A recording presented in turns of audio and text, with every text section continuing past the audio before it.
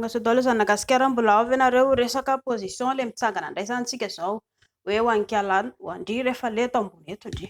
ho an'ny lehilahy indry zao jereo tsara miezah indry manao mahitsy tongotra ohatra zao rehefa mahitsy ohatra zao ny tokony indry dia afaka mihetsiketsika moramora kely ohatra zao ny ravim-body indry sy aizandry anazy na mihodina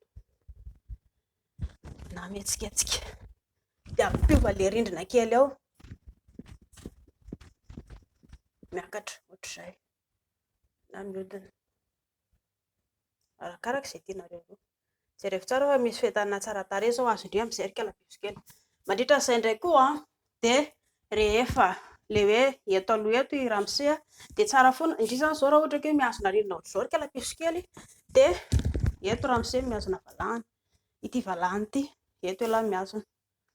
amin'izay zany ialahy mba afaka hoe miakatra ohatra zao ny ataony ialahy sabaka ialahy dia ohatra zao ny ataony ialahy tsy ohatra izay ny ataony ialahy akory tsangana eto ialahy dia misabaka na mikombona raha ohatra misabaka ialahy izay zany mikombona ny fean'ny madama raha ohatra ndraika misabaka madama dia tsy maintsy mikombona feany ialahy dia mihazona an'ity valahany madama eto ity ialahy amin'izay mba hoe afaka miditra tsara mitsangana miakatra tsara ohatra zao lehilahy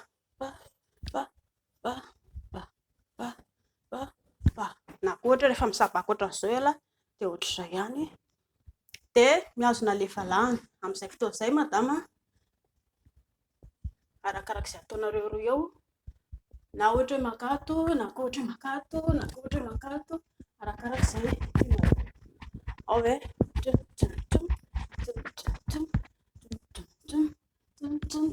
izay tianareo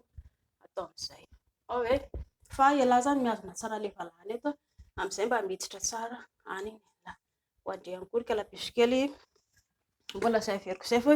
mba mila mankafy tsara indry amin'izay misy ilay fahafinaretana azo indry rehefa tsy mankafy indry tsisy fahafinaretana azo indry mihitsy na miditra na miakatra na ohatra ny ahoana position ataonareo afaka hoe tsy voatery misokatra ohatra izao koa indry fa le lazaiko le hoe atao ohatran'izao raha mihazona ny latabatra ohatran'izao indry cercle bisikely misy fahafinaretana azo indry eo ankafy ilay izy dia amin'izay mety mazotoa